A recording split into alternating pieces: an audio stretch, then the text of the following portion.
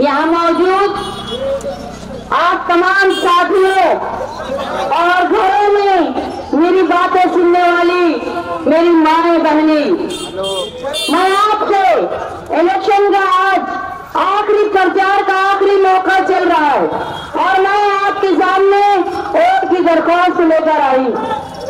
मालेगांव शहर में जिस इलाके में मैं खड़ी हूँ वो इलाका आयशा नले है।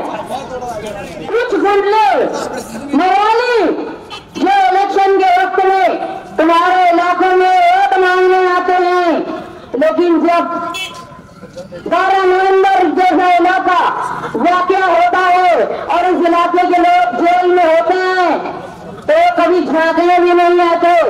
यहाँ के सबसे बड़ी तादाद में अगर 12 नवंबर में लोग जेल में होंगे तो वो आयशा नगर के लोग हैं, नौजवान हैं जो जेल में रहे। लेकिन जब जब जेल में रहने वालों के ताल्लुक से कोर्ट में तारीख आती थी जमानत के लिए, उस वक्त शेख आसिफ के वालिद शेख रशीद साहब प्रेस कॉन्फ्रेंस लेते थे और पुलिस की तरफ से बात करते थे, जिसकी वजह से जो बेगुनाह जेल में थे उनकी जमानत नहीं हो पाती थी। तुम समझ लो कि 20 नवंबर को तुमको वोट देना है और 12 नवंबर जिसमें तुम्हारे इलाके के नौजवान और जो लोग जेल में थे उसका बदला लेने का वक्त आ गया है। मैं जहाँ पर खड़ी हूँ मेरे सीधे हाथ की तरफ स्वीपर कॉलोनी है। स्वीपर कॉलोनी वो है जिसपे वही शेख आसिफ और खानदान की बड़ी नजर लगी हुई थी। उन्होंने अपने वालिद के वक्त शेख रशीद के वक्त ठहराव पास किया, जिसकी वजह से आप तमाम लोग जो स्वीपर कॉलोनी में रहते हो उनको बेघर करने का, तुम्हारी जमीन तुम्हारा घर छीन लेने की कोशिश की गई और उसके खिलाफ नासिर शेख गिराने वाले जो जियाले लगे रहे तुम्हारे वास्ते और मुस्तकीम डिग्रेडी के पास में आए और मेरे लेटर पर ही हमने तुम्हारी जो कॉलोनी को तोड़ने की कोशिश कर रहे थे और कब्जा करके आपकी जमीन खाने की कोशिश कर रहे थे, उसको बचाने के लिए कोशिश की और आपकी कॉलोनी बचाने के लिए जब नासिर शेख ने कोशिश की थी, इसी का बदला उनसे 12 नवंबर को शेख रशीद और शेख आसिफ ने लिया और किसी मामले में वो शामिल नहीं होते हुए उनको 11 महीने जेल में रखा। याद रखो आप लोग कि यहाँ के चाहे शेरू भाई हो, चाहे सरफराज हो, चाहे आमिर हो, चाहे अल्ताफ बेग हो और जिन लोगों का नाम भूल रही हो, तमाम लोग को जेल में डलवाने वाला शेख आसिफ और शेख रशीद का घर और वो सिर्फ तुम्हारी जगह हटियाने के लिए कोशिश करते रहे और ये नासिर शेख और मुस्तकीम डिग्रेडी इसको बचाने के लिए कोशिश किए और नासिर भाई आपका घर बचाने के लिए जेल में गए। ये एहसान तुम मत भूलना। यहाँ पर जो लोग हैं, कुछ लोग जो हैं वो मराठी भाषी भी लोग हैं, इसीलिए मैं आपको ये दरख्वास्त करने आई हूँ कि मेरी ताई माई अक्का विचार करो पक्का, सरोन ने मारा धक्का आणि सायकलवर मारा शिक्का, सरोन ने मारा धक्का और तुम्हारी बहन शान हिंद और मारा शिक्का। मैं ये अपील करने आपके पास आई हूँ, जब आप वोट देने जाएंगे तो ये याद रखना, कोई गुंडा, कोई नशेड़ी, कोई मवाली तुमको वहां देखने नहीं आएगा, वहां देखने वाला सिर्फ ऊपर वाला होगा। तो जब वहां वोट देने जाएंगे तो ये याद रखना कि तुम्हारे घर की हिफाजत हम लोगों ने करवाई थी। लोग तुम्हारे घर के लिए जेल में गए दुश्मनी में, अगर तुमने शेख आसिफ को ताकत पहुंचाई तो तुम्हारा घर तुमसे दोबारा छीन लिया जाएगा, ये याद रखना। और अगर तुम लोगों ने मजहबी बात में मुफ्ती साहब को रोक दिया तो समझ लो मुफ्ती साहब कहीं नहीं है। तुम्हारे इलाके में जब जलसा दिया ना मुफ्ती साहब तो सदारत के लिए एक आदमी भी उनको खबर नहीं मिला, इसलिए मुफ्ती साहब को और लेकर और ज्यादा मत करना और शेख रशीद शेख आसिफ खानदान को और लेकर तुम्हारा घर मैं जिस इलाके में खड़ी हूँ वो मजदूरों का, गरीबों का इलाका है, जहाँ मर्द के साथ साथ औरतें भी रोजगार करती है, जहाँ तुम गोंद चुनने का काम करती हो, तुम नक काटने का काम करती हो, तुम इमली फोड़ने का काम करती हो, वहीं पे मार्केट कमेटी में प्याज छीलने और प्याज साफ करने वाली बड़ी तादाद में औरतें जाती हैं। लेकिन जो काम तुम लोग करते हो वो काम में मेहनत बहुत ज्यादा और आमद भी बहुत कम होती है। लेकिन मैं आपको इस बात को वादा करने आई हूँ कि आपने अगर मेरा साथ दिया तो मैं औरतों को घर बैठे रोजगार मिले, सरकारी पॉलिसी की तहत ऐसा रोजगार जिसमें मेहनत के मुताबिक तुमसे पैसा तुमको मिले। ये दरख्वास्त करने आई हूँ कि आपको अगर घर बैठे रोजगार चाहिए ताकि आपके बच्चों की कफालत हो पाए, उनकी परवरिश सही से हो पाए, तो मेरा साथ दो। जो स्कूलें अपने, जो गरीब लोग अपने बच्चों को पढ़ाना चाहते हैं लेकिन पैसे की कमी से डोनेशन प्राइवेट स्कूल का नहीं दे पाते, इसलिए बच्चे पढ़ते नहीं, और जब बच्चे पढ़ते नहीं तो आवारा हो जाते हैं, वो गुंडागर्दी करते या नशे की तरफ जाते, चोरी चमारी की तरफ जाते। तो अगर हमको रोकना है गैर कानूनी काम करने से, तुम्हारी नस्लों की हिफाजत करना है तो उनके अंदर तालीम का होना जरूरी है। आपने अगर मेरा साथ दिया तो जब प्राइमरी स्कूल पहले बहुत शानदार हुआ करते थे और आज शेख आसिफ घराने की वजह से वो सट्टे और गुंडागर्दी का, जुए का, नशे का अड्डा हो गया। वापस इसको स्कूल बनाकर आपकी बच्चों की तालीम का इंतजाम मैं करूंगी, और जो बच्चे पहली से 7वीं तक तालीम हासिल करते थे उनको पहली से 10वीं तक की तालीम हासिल हो जाए, ये कोशिश करूंगी, ये वादा करने में आपके पास आऊंगी। आज आप देखते होंगे कि मुसलसल आपका घर टूट जाएगा, उसको धमकी दी जाती है, लेकिन समझ लो 146 बस्तियां नहार साहब मालेगांव में बसाई, और न सिर्फ बसाई बल्कि उनको घर में रहने वालों को घर का, जमीन का मालिक बनाया, 7-12 उतारे का मालिक बनाया। और अगर आप लोगों ने मेरा साथ दिया तो मैं आप लोगों के लिए 7-12 का आप मालिक बनो, ये कोशिश करूंगी। इसके अलावा जो लोग किराए के मकान में रहते हैं, आज इतनी महंगाई है कि घर का किराया देना, घर को खाना पीना, कफालत करना और बच्चों को तालीम देना बहुत मुश्किल हो गया है। तो जो लोग किराए के घरों में रहते हैं उनके लिए हुकूमत से और कारपोरेशन से जगह लेके हायर परचेज की जगह पे उनको फ्री में घर का मालिक बनाने की कोशिश में करूंगी, ये वादा करने में आपके पास आई। साथी निहाल अहमद साहब ने मालेगांव शहर में 40,000 पीले कार्ड बनवाए। आज आप इस बात के लिए तरसते हो कि हम गरीब हैं, लेकिन हमारे यहाँ पीला कार्ड हमारा बनता नहीं है। और कौन ले लो, चाहे वो शेख रशीद हो, शेख आसिफ हो, कि मुफ्ती साहब हो, कोई पीला कार्ड बनवा नहीं पाए। उल्टा ये हुआ कि जो केसरी कार्ड पे अनाज मिलता था वो भी आज बंद हो गया है। साथी निहाल अहमद साहब के दौर में केसरी कार्ड पर भी अनाज मिलता था, तो आज वही साथी निहाल अहमद साहब की बेटी आपके महल्ले में आके आपसे दरख्वास्त करने आई है कि इस तरह साथी निहाल अहमद साहब ने पीले कार्ड बनवाए, उसी तरह मैं आपके पीले कार्ड बनवाऊंगी।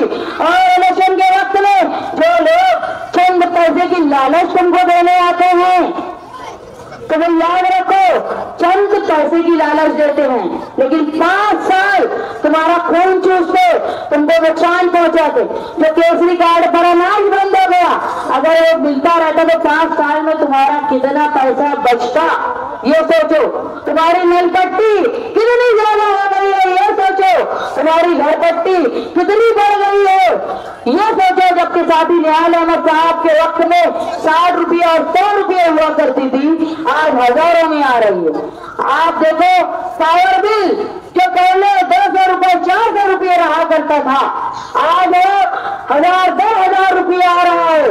अगर आप लोगों ने मेरा साथ दिया तो जो मीटर आपके हाथ तेज भागते हैं और जो पुराना मीटर था वो हटा दिया गया। मैं आपसे वादा करती हूँ कि पावर कंपनी को भगाकर तो तुम्हारे पुराने मीटर से वो लगवाऊंगी, इस बात का मैं वादा करती हूँ।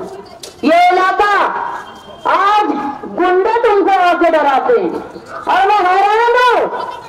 अरे ये इलाका आयशा नगर आयशा हकीम के नाम से बसा है। वो आयशा हकीम जो औरत होते हुए उन्होंने बनी, और तुमको पता है आयशा हकीम का इंतकाल कैसा हुआ? डाकू से लड़ाई करते हुए वो शहीद हुई थी। और वो इलाके के लोग मामूली 3-70 गुंडों से डरते। अरे तुम्हारी वोट के भिखारी है वो, तुमसे भीख मांगने आते हैं वोट की। तुम याद रखो, जब वोट लेने तुम जाओगे ना तो कोई गुंडा तुमको देखने नहीं आएगा। तुम याद रखना कि तुमको इन गुंडों को गुंडागर्दी खत्म करने के लिए तुम्हारा काम है। उस वक्त सिर्फ अल्लाह होगा तुमको वोट देने के लिए जब तुम जाओगे। तुम्हारे गांव शहर के मुस्तकबिल को बचाने के लिए आप लोग और स्वीपर लेने वाले तुमको तुम्हारा घर बचाने के लिए अगर चाहे काफी ताकतवर हो गया तो फिर आप कोशिश करेगा कि तुम्हारे घर की जगह खा जाए। इसलिए अपने घर को बचाने के लिए जब वोट देने जाओगे ना तो उस घर को भी देखना, तुम्हारे मकान को देखना, तुम्हारे बच्चों का मुंह देखना, फिर वोट देने जाना कि अगर तुम्हारी वोट गलत जगह पे चली गई, कहीं वो ताकत पहुंचेगी शेख आसिफ को, तो तुम बेघर हो जाओगे। तुम्हारे हिफाजत की जिम्मेदारी हमारी है। साइकिल निशान पर आओ, बैठ जाओ 6 नंबर बटन दबाकर, और मैं आपसे वादा करती हूँ कि कोई माई का लाल स्वीपर कॉलोनी वालों को तो घर नहीं करेगा। ये जिम्मेदारी मेरी होगी, चाहे मेहनत की।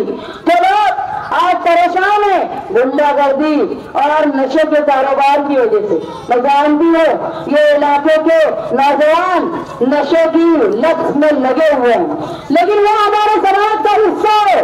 अगर कोई लड़का नशे में पड़ जाता है ना, नशे की लत में, तो वो अकेले की जिंदगी खराब नहीं होती, उसकी बीवी की जिंदगी खराब होती है, उसके बच्चों की जिंदगी खराब होती है। इसलिए अगर आपने मेरा साथ दिया तो जो लोग नशे में गिरफ्तार है उनको ये लत छुड़ाने के लिए रिहाब सेंटर और असाइलम बना के डॉक्टरी इलाज करा के इंशाअल्लाह इस लत से निकाल के दोबारा उस काबिल करेंगे कि वो दोबारा अपनी मामूल की जिंदगी में आ जाए।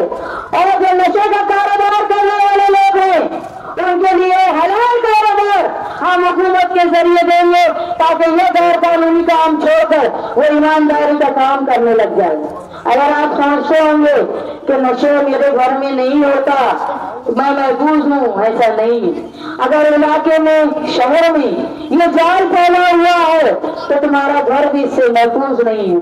खास तौर पर मेरी माओ और बहनों से मैं गुजारिश करती हूँ कि अगर तुम्हारी बच्चियां मासूम बेटियां बहन इस घर से निकलती है तो तुम समझ लो कि जो आदमी नशा करता है उसके लिए बीवी बहन माँ को एक तरह होती है। वो इज्जत से तुम्हारी बेटी वापस आए, इसके लिए जरूरी है कि इस शहर से लानत को खत्म किया जाए नशे की। और मालेगांव शहर में जो नौजवान अपनी पगार लेके घर पे आते हैं, कई बैंक से वापस आते हैं, बाहर गांव से घरों पर आते हैं, हाईवे पे जाते हैं और हाईवे से वापस आते हैं, उनको कोई कतर मार के उनको पैसा न छीन ले, उनका मोबाइल न छीन ले। इसलिए जरूरी है कि इस शहर से नशे को खत्म करना। आओ मेरा साथ दो, मालेगांव शहर में नशा गुंडागर्दी को खत्म करने के लिए मेरा साथ दो। 10 साल मुफ्ती इस्माइल साहब मालेगांव शहर के एमएलए रहे, 15 साल शेख रशीद और शेख आसिफ का घराना एमएलए रहा, लेकिन आप लोगों ने क्या पाया? बर्बाद कर दिया, मालेगांव को खंडर कर दिया। अब मैं आई हूँ आपके मुस्तकबिल को इस शहर में तब्दीली लाने के लिए कि आपके मर्दों के साथ साथ औरतों को भी रोजगार मिले।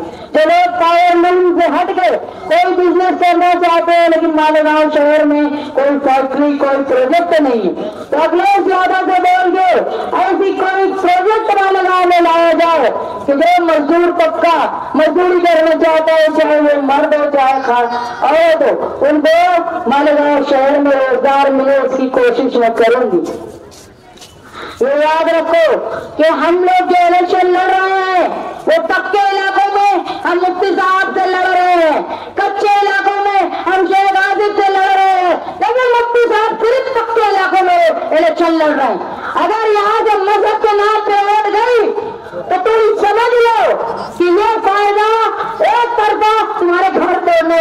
मिलेगा। इसलिए जरूरी है कि आप जब वोट देने जाए तो याद रखे कि मैं शाहनूर बिन आल अहमद जो इलेक्शन लड़ रही हूँ वो न सिर्फ मालेगांव की अकेली औरत इलेक्शन लड़ रही है, ऐसा नहीं है। पूरे महाराष्ट्र में इंडिया अलायंस में वही मुसलमान लेडीज भाई, मुसलमान औरत जो इलेक्शन लड़ रही है। अगर तुमने मेरा साथ दिया तो तुम पूरे महाराष्ट्र में अकेली मुसलमान इंडिया अलायंस की एमएलए चुन के दोगे, जो न सिर्फ तुम्हारे शहर बल्कि पूरे महाराष्ट्र के लोगों के लिए आप कोशिश करेंगे। ये मैं आपसे मैं दरख्वास्त करने आई हूँ कि अपनी वोट का सौदा करने की बजाय अपने बेहतर मुस्तकबिल के बारे में सोचे, अपने घर के बारे में सोचे, अपनी बेटियों की इज्जत के बारे में सोचे, अपने जो नौजवान है वो नशे में शिकार रह जाए उसके बारे में सोचे, जो किराए से रहते हैं वो उनको खुद का घर मिल जाए इसके बारे में सोचे, जो सुंदर कॉलोनी में रहते हैं वो घर के मालिक हो जाए, इबादत से रहे इसके बारे में सोचे। आज जो मस्जिद मालेगांव शहर में है, जो मदरसे हैं, उनके ऊपर वक्फ बिल के तहत एक अल्लाह की जमीन छीनने की कोशिश बीजेपी हुकूमत कर रही है, जिसको रोकने की ताकत सिर्फ जो है वो अखिलेश यादव में है, जिसने इतनी मुदल्लिल तकरीर की कि बिल बीजेपी को वापस लेना पड़ा। अगर आपने मेरा साथ दिया तो जरूर मैं ये कोशिश करूंगी कि ताकत मिले अखिलेश यादव को कि आज हम लोग जिस तरह यूपी वाले उन लोगों की सियासत से परेशान है, लेकिन उनके लिए एक ही रखवाला है वो अखिलेश यादव। हम मालेगांव शहर में ऐसा काम करें कि जिससे ताकत पूरे हिंदुस्तान के मुसलमानों को मिले। आज जो हरा झंडा लेके आया है आसिफ शेख, वो अजीत पवार की दलाली कर रहा है, ये चुन के जाने के बाद बीजेपी के साथ रहेगा। इसलिए जरूरी है कि बीजेपी के दोनों दलालों को मालेगांव शहर से खत्म किया जाए। मुफ्ती साहब तो जो लोग मान रहे हैं या मानते होंगे चंद ही है इस इलाके में, लेकिन तुम याद रखो मजहबी चोला हटा के एक काम उनका ऐसा बता दो कि जिसकी वजह से उनको वोट मिलना चाहिए। मालेगांव शहर में सट्टा फैलाने वाला शेख आसिफ का खानदान मुफ्ती साहब रोक नहीं पाए, मालेगांव में गुनेगारी फैलाने वाला वो खानदान ये उसको रोक नहीं पाए मुफ्ती साहब। मालेगांव शहर में पीला कार्ड न वो लोग बना पाए न मुफ्ती साहब बना पाए। मालेगांव शहर में केसरी अनाज को लोगों का बंद हो गया, लेकिन दोनों उसको ला नहीं पाए। आज देखो मालेगांव शहर की माए बहनें, हमारी बैंक, हमारे ऑफिस नदी के वो पार चले गए और मुफ्ती साहब और ये खानदान रोक नहीं पाया। रात भर औरतें जो हैं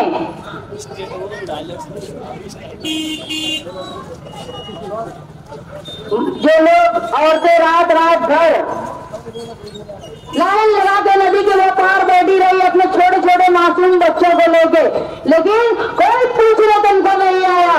तो मेरे के मैंने प्रांत विभाग में बोला कि केवाईसी का औरतों का इंतजाम किया जाए। याद रखो इस शहर की औरतें मालेगांव शहर में इतने मेयर बने, सबसे ज्यादा बार वो खानदान के लोग और शेख आसिफ और मुफ्ती साहब के लोग रहे, लेकिन तुम्हारे यहाँ घरपट्टी धनपट्टी बढ़ती रही सिवाय न्याय साहब के अलावा किसी ने आप गरीबों के बारे में नहीं सोचा। मैं आपको दरख्वास्त करने आई हूँ कि आप मेरा साथ दें अपने रोजगार के लिए, अपने तहफ़्फ़ुज़ के लिए, इसलिए कि 12 नवंबर की तरह कोई दूसरा वाक़या दोबारा ना हो। ऐसा ना हो कि गढ़ की यात्रा में हमारी मस्जिदों पर, हमारी इबादत गाहों पर पथराव हो, और ऐसा ना हो कि हमारे जो मस्जिद हैं वो महफूज ना रहे, हमारे बच्चियों का मुस्तकबिल महफूज ना रहे, उनकी इज्जत महफूज ना रहे। इसके लिए मैं तब्दीली के लिए आपके पास दरख्वास्त करने आई हूँ, खास तौर से मेरी माँ बहनों से कि मैं औरत हूँ। आज साथी निहाल अहमद साहब मेरे साथ नहीं है, बुलंद इकबाल का इंतकाल हो गया, मैं अकेली होकर इतनी हिम्मत कर रही हूँ। मैं 2 बेटियों की माँ हूँ। मैं औरत की तकलीफ जितनी अच्छी तरह समझ सकती हूँ और जितनी आसानी से हल कर सकती हूँ दूसरे लोग नहीं कर सकते। मैं एक बेटी, उसकी इज्जत, उसकी हिफाजत उसका दर्द क्या है वो मैं समझ सकती हूँ, क्योंकि मैं भी 2 बेटी की माँ। मैं आपसे दरख्वास्त करने आई कि मैं आज औरत होकर इतनी हिम्मत कर रही हूँ ये गुंडों के खिलाफ आप लोगों के बेहतर मुस्तकबिल के लिए, तो आप लोग मेरा साथ दें। मालेगांव शहर में सबको रोजगार मिले, सबको कोशिश हो और मालेगांव शहर में बेहतर हमारा मुस्तकबिल हो, इसके लिए मैं दरख्वास्त करने आई हूँ। जब आप और ले जाएंगे तो कोई तुमको देखने वाला नहीं होगा, ना कोई गुंडा न कोई बाबा। याद रखना, तुमको सिर्फ बचाने वाला तुम्हारा मुआफी अच्छा एमएलए होगा। जिनको 15 साल तुम देख चुके, जिनको 10 साल देख चुके, ऐसे नाकारा लोगों को दोबारा आजमाने की बजाय एक औरत को, नेहाल अहमद की बेटी को आप आजमाओ, ये दरख्वास्त करने में आए हूँ। मेरा निशान साइकिल है, साइकिल वो साइकिल जो आज गरीब तबका चलाता है और साथ नेहाल अहमद साहब चलाया करते थे। मैं उस साइकिल निशान पे वोट मांगने आई हूँ। मेरा इलेक्शन जो है वो 20 नवंबर को है। नवंबर को ये याद रखो कि तुम्हारे इलाके के लोग 12 नवंबर में बड़ी तादाद में जेल में थे और उनको बचाने में पुलिस स्टेशन में, कोर्ट में सवाल मेरे कोई लीडर आया नहीं। मेरे शहर मुस्तकीम डिग्नेटी जेल में थे, लेकिन उसके बावजूद मैं 12 नवंबर के लोगों के लिए खड़ी रही, लड़ती रही। और आप लोगों को ये भी याद रहे कि मेरा बटन नंबर 6 है, वो 6 नंबर कि 6 नंबर को 6 दिसंबर को बाबरी मस्जिद की शहादत हुई थी और शहादत के बाद साथी नेहाल अहमद ने मजम्मत करते हुए अपने आस्तीन पे काली पट्टी लगाई थी और ये बोला था कि ये मजम्मत मेरे साथ कब्र में भी जाएगी। और साथी नेहाल अहमद से जब इंतकाल हुआ तो उनके कफन के साथ बाबरी मस्जिद की शहादत की काली पट्टी भी दफन हुई। तो 6 दिसंबर को याद करते हुए आप 20 नवंबर को 6 नंबर की बटन दबाकर मालेगांव शहर के लिए बेहतर मुस्तकबिल में हिस्सेदार बने, ये दरख्वास्त करने में आपसे आई थी। ये आखिरी प्रोग्राम है, इसके बाद प्रचार खत्म हो जाएगा। लोग तुमको लालच देने आएंगे, डराने आएंगे, लेकिन ये समझ लो तुम्हारी वोट के मोहताज है वो। तुम जब वोट लेने जाओगे तो तुमको कोई देखने वाला नहीं है। वहाँ अपनी जमीर की आवाज से लब्बैक कहते हुए और मालेगांव शहर में गुंडागर्दी खत्म करने के लिए जो लोग बढ़ा रहे हैं उनको भी याद रखो और मुफ्ती साहब उनको बढ़ाने में, बचाने में इस शहर को नाकाम रहे, वो भी याद रखो। इस बार मुझे मौका दो, मेरा निशान साइकिल है। मैं ये उम्मीद करती हूँ कि अल्लाह ताला मालेगांव शहर के बेहतर मुस्तकबिल के लिए मालेगांव शहर के लोगों के दिमाग में इस बात को डाले कि काम करने वाले लोगों का साथ दे। मैं औरत होकर इतनी हिम्मत कर रही हूँ, अल्लाह ताला मेरी हिम्मत को कायम रखे, मेरे हौसलों को कायम रखे। आज मैं अकेली होकर अगर इतनी हिम्मत कर रही हूँ तो ये अल्लाह ताला की दी हुई हिम्मत की वजह से ही इतनी ताकत मुझ में आई। मैं शुक्रगुजार हूँ कि मेरे बच्चे आज बहुत छोटे हैं, मेरी बेटियां, लेकिन मैं उनको आज छोड़ के जाती हूँ और वो मेरे बगैर रह रहे हैं। अल्लाह ताला ने ही हिदायत दी है, अल्लाह ही का एहसान है कि आज मैं इतनी हिम्मत कर रही हूँ। और मैं यही दुआ मांगती हूँ कि तमाम लोग आयशा नगर के भी अल्लाह उनको हिदायत दे कि बेहतर राह के लिए मुझे अपना नुमाइंदा चुने। मैं शान नेहाल अहमद आपसे और की दरख्वास्त करती हूँ, साइकिल निशान 6 नंबर बटन। के इनकाद के लिए नासिर किराना वाला साहब, नजीर खान, लालू भाई, मोहसिन खान और दिगर सारे जिम्मेदारान ने, शेरों भाई वगैरह ने कोशिशों की, अब्दुल अलीम सागरे साहब, यासिर मिस्त्री, कामरेज शब्बीर आजाद, समाजवादी पार्टी के उम्मीदवार शान हिंद नेहाल अहमद साहिबा की तारीफ हिमायत Hamza educational and welfare medical foundation की जानिब से की जा रही है। इसका हिमायती मकतूब Hamza Raza blood donor group के सदर हमजा रजा साहब जो है शान हिंद साहिबा को पेश कर रहे हैं। आज के इस प्रोग्राम में हिमायत करने वालों में हिफाजत फरूक के सदर आरिफ नूरी साहब, हाजी अब्दुल रशीद शेख लेने वाले अकबर शेख अशरफी साहब, हाजी अब्दुल रसूल अशरफी साहब, सूफा नूरुल अहमद साबरी साहब, रिजवान भाई भोतरी वाला साहब, अल्ताफ किराना वाला साहब, नसीर आलम शेख साहब, इमरान भोतरी वाले और दिगर सभी जिम्मेदारान जिनका नाम नहीं ले सके उनसे माजरत। रिजवान खान सर साहब भी जो है आए हैं, उनका भी शुक्रिया अदा करते हैं। मैं रिजवान भोतरी वाला साहब से गुजारिश करूंगा तो ये रस्मी शुक्रिया अदा करें।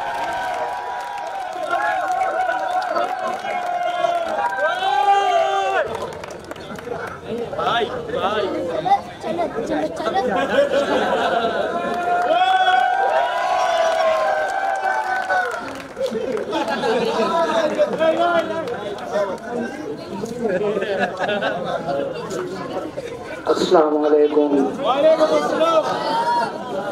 अजीज दोस्तों, नौजवान साथियों, मेरे बुजुर्गों, घरों में बैठी हुई पर्दा नसील मेरी माँ बहनों, ये इलेक्शन का आखिरी चंद मिनट बाकी है प्रचार के लिए। घरों में बैठी हुई मेरी पर्दा नसील माँ बहनों, मैं मोहम्मद रिजवान मोहम्मद अकबर बैटरी वाला आपसे एक मुहद्दिबाना गुजारिश और अपील करने के लिए आया हूँ। आज शाम 5 साढ़े 5 बजे के बाद से प्रचार खत्म हो जाएगा, एक दूसरा प्रचार शुरू हो जाएगा। रात में 2 बजे 3 बजे 4 बजे अब तक की अजान से पहले आपके दरवाजे की कड़ी को दस्तक दिया जाएगा। तो आप समझ जाना कि ये कोई फरिश्ते नहीं आए हैं। ये जो 5 साल आपके जज्बात से खेले हैं, जो 5 साल आपके बच्चों के मुस्तकबिल से खेले हैं, जो 5 साल आपकी बुनियादी सहूलियत को लेकर के परेशान किए हैं, ये उनके याजूद माजूद आके दरवाजा खटखटाएंगे और याजूद माजूद के हाथ में एक छोटी सी पॉकेट होगी और आपसे कहा जाएगा अम्मा, आपा, खाला, खालू, नाना, ये तुम रख लो, ये तुम्हारे वास्ते लाए।